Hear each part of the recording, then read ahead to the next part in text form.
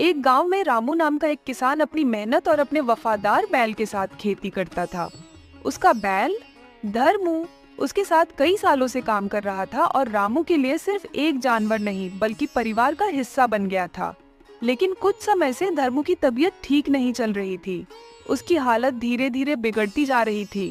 धर्मू, तू मेरे साथ हर मुश्किल वक्त में खड़ा रहा है।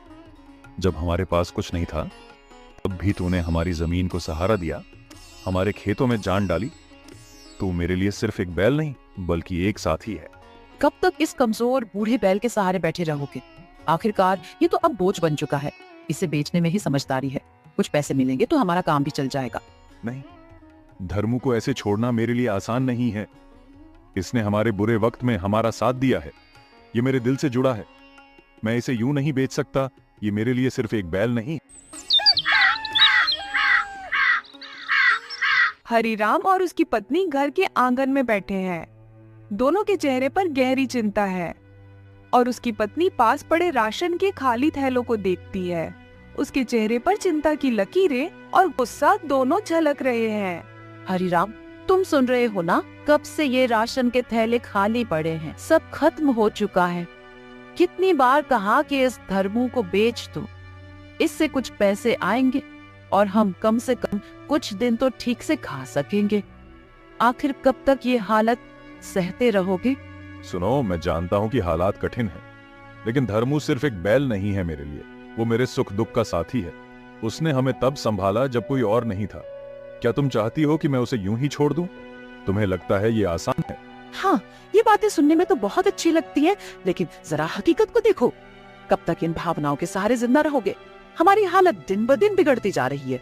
राशन खत्म है, घर में कोई पैसे नहीं, और तुम्हारी जिद हमें कहीं का नहीं छोड़ेगी। ये जज्बात पेट भरेंगे क्या? तुम सही कहती हो, पर मैं भी मजबूर हूँ। धर्मू ने कितनी मेहनत की है हमारे लिए। वो हमारे खेतों की ताकत है। अगर उसे बेच दिया तो ये खेत कौन संभालेगा?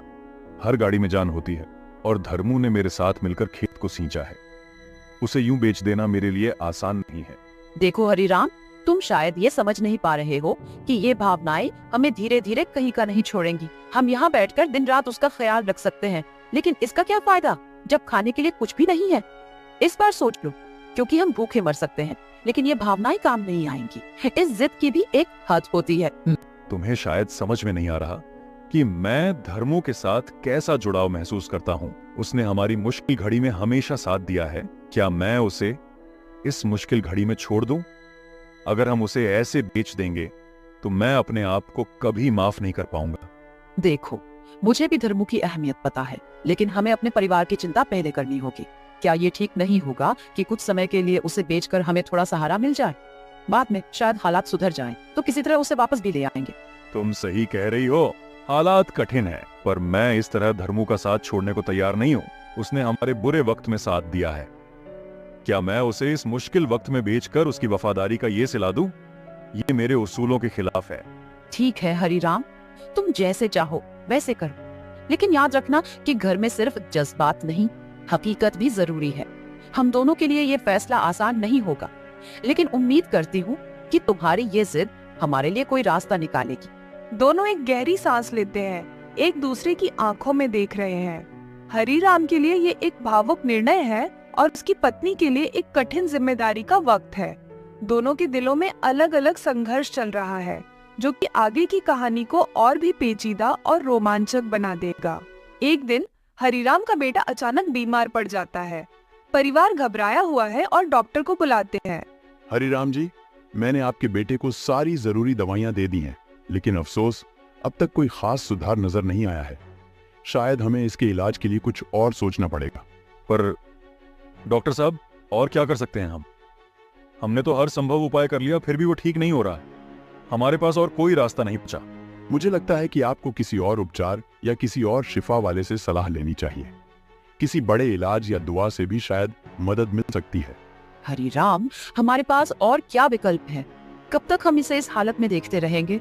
कुछ तो करना ही पड़ेगा। हाँ, लगता है हमें कुछ नया सोचने की जरूरत है, पर हम कहाँ जाएं? कोई रास्ता मिल जाए तो ही कुछ हो सकता है। धर्मू, तू तो मेरी जिंदगी का हिस्सा है। तुझे बेचना, ऐसा सोचना भी मेरे लिए मुश्किल है। देख, घर में राशन खत्म हो रहा है।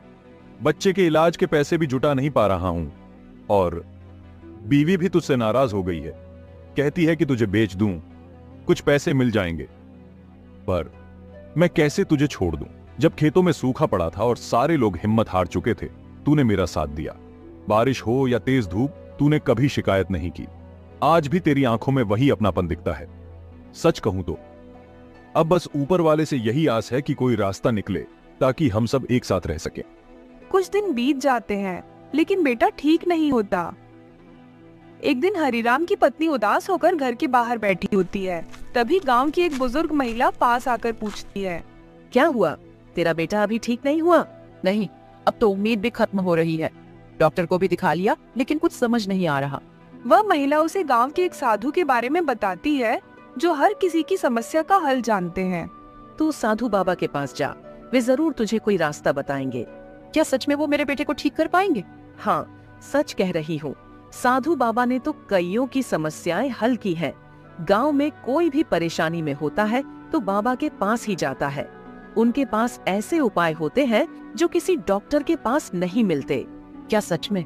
मुझे लगता है कि अगर बाबा जी ने कहा तो कुछ रास्ता जरूर निकलेगा। मेरे बेटे की हालत तो दिन ब दिन बिगड़ती जा रही है। अब तो हर दरवाजे पर जा चुकी हूँ, पर कोई असर नहीं हुआ। तू एक बार जाकर देख, बाबा जी तुझे जरूर कोई रास्ता बताएंगे।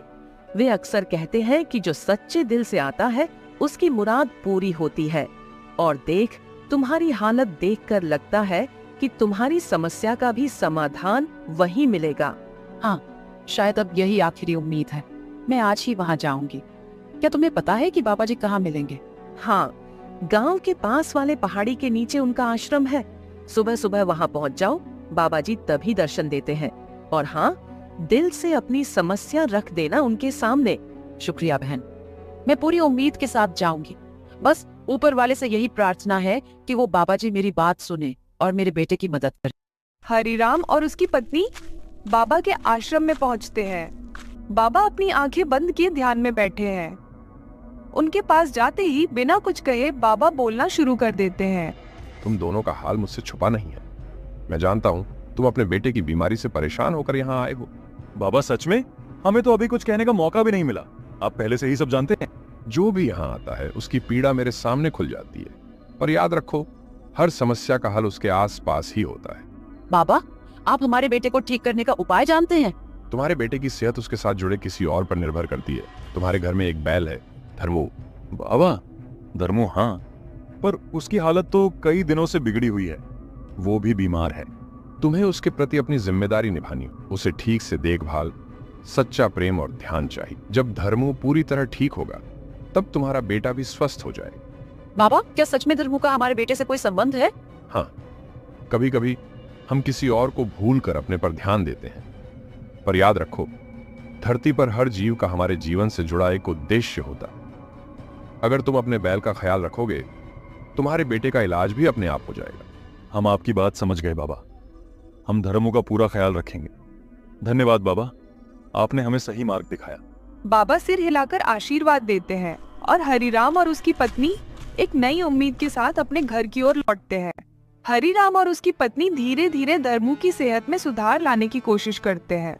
उसकी देखभाल में रात दिन मेहनत करते हैं, उसे अच्छा चारा खिलाते हैं और प्यार से उसकी सेवा करते हैं। बाबा की बात सही निकली। धर्मों का ध्यान रखने से ही हमारे बेटे की तबीयत सुधरी है। मुझे अफसोस है, मैंने धर्मो को छोड़ने का सोचा भी कैसे था। आखिरकार उनका बेटा पूरी तरह से ठीक हो जाता है। परिवार खुश है और धर्मो भी अब पहले जैसा हृष्ट पुष्ट हो चुका है।